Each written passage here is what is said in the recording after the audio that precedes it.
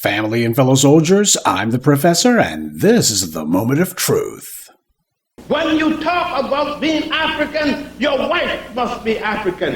Your love must be African.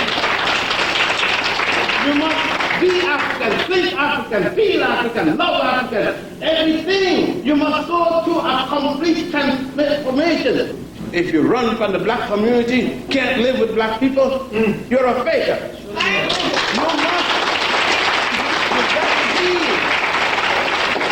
You got to deal with us. You got to deal with us. And we have to deal with ourselves. Today is the birthday of one of the great Grandmaster teachers. And if you want to know why it is that we go so hard on tethers in particular, you need look no further than Dr. Ben. He wouldn't have it any other way. If he detected fakery, he called it out. And if he sensed moral cowardice, he cast it out. We used to have a lot more real ones from abroad back in the day when his folks came over. His father was from Africa. Dr. Ben himself spent his life doing research there. He risked his life on more than one occasion in that pursuit. Why was he not embraced there like he was here? When Dr. Ben was saying that if you're going to be talking about Africa, your wife has to be African, your love must be African, you must be African, think African, feel African. When he was saying that, he was talking to the Africans in Africa. When he said if you run from the black community, or perhaps the word should be flee from the black community, if you can't be around black people, then don't run around trying to talk about how proud you are to be black. You're a faker if you try it. One of the things that tethers in particular bristle at is whenever the critics tell them that they should not flee, that they should be proud to actually stand Africa back on its feet, that they need to be standing up for home rather than running away from it. Dr. Ben didn't do that. He spent his entire adult life studying Africa on the ground, there. He wasn't running from it. He was trying to build it back up, to stand it back up on its feet. Yes, he was a Pan-African, and he was also a man who genuinely respected the FBA community. This was a man who was trying to build bridges while others were calling themselves building walls. And even though he was an immigrant, you would never have heard the kind of self-defeating rhetoric from him that we hear from so many others. He spent his life trying to find common ground among the diaspora, not trying to sow seeds of enmity, or trying to magnify himself over somebody else by saying that his tribe was better than theirs. If the Africans had the kind of pride in themselves that he had, the continent would be in far better shape. Dr. Ben never did that tribalism stuff. He saw how destructive it was. And the only place that he could find people who understood that was here. Dr. Ben contributed as much as anyone to establishing the kind of bare-knuckles scholarship that we use today. He recognized that it wasn't sufficient simply to know the information, that white power was going to do everything that it could to discredit black scholarship, mainly because they couldn't disprove what was being said, so instead they would try to poke holes in it. So you gotta make sure that your understanding is as thorough as possible. That's what he taught.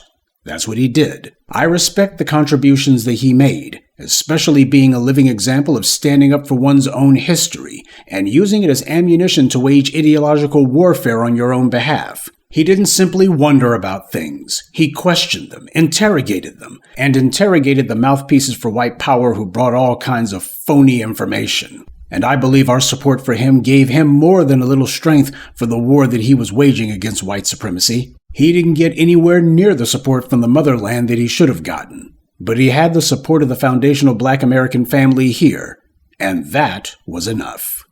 Of all the things that I admire about Dr. Ben, the thing I admire most is that he actually stood for something.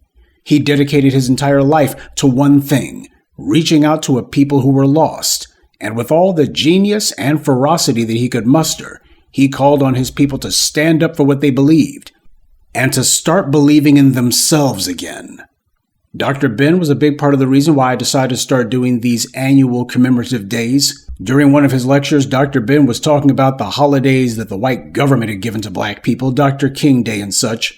And one of the things Dr. Ben pointed out was that if something's important to you, if someone is important to you, you don't ask for a day, you take a day. Those words stuck with me because he was right. If something is important to you, you don't go asking your oppressor for permission in order to observe it. You just go ahead and do it. Will there be a cost that goes along with it? Yes, but keep in mind, sacrifice comes from the root word saker, which means to make holy. That's what the word sacrifice means, to make holy. If there's something that you're trying to achieve, a goal that you're pursuing, and the forces of antagonism are trying to find a way to stop you, there is going to be a cost that goes along with being moral. Integrity is not something you get to do for free. But the cost that goes along with it, that's the sacrifice. That's what makes what you're doing holy. And that's the reason why as the black media we move the way that we do. It's not about trying to please other people. It's not about trying to trade our principles in exchange for a temporary pat on the head.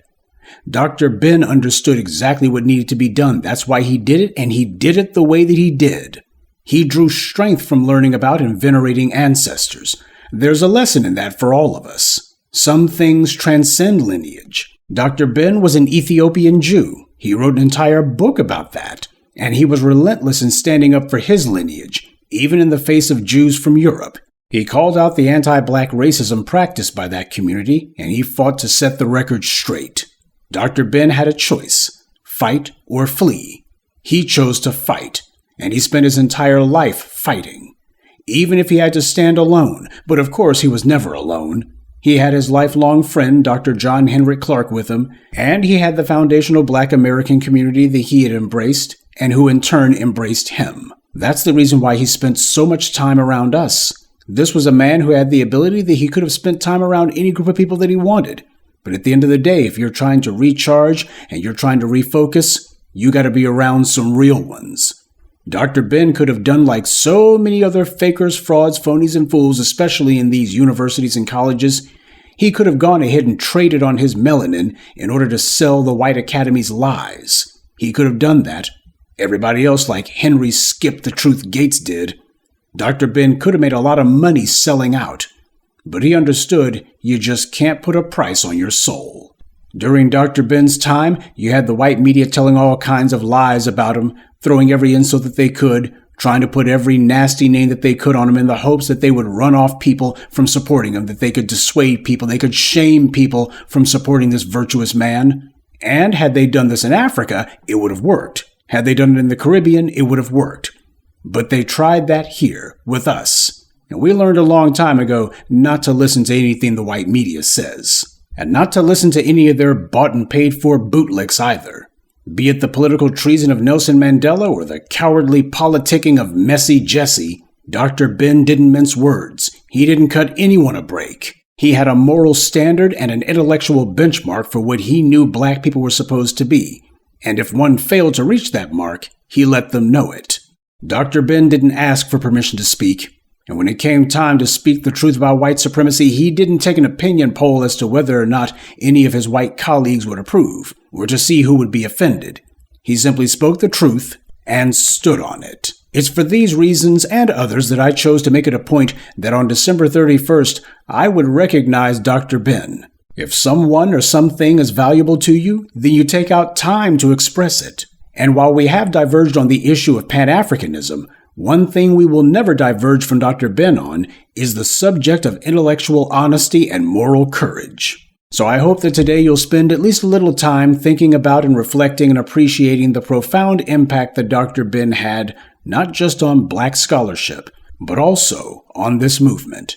And when you have the white media and their bootlicks, tethers, shills, plants, and suck-ups who decide that they're going to be taking shots at us, trying to call us divisive, or mocking us, or saying that our goals will never happen, just remember, they said the exact same thing about Dr. Ben. And our response is the same as his was. Dismiss them with contempt and keep right on fighting.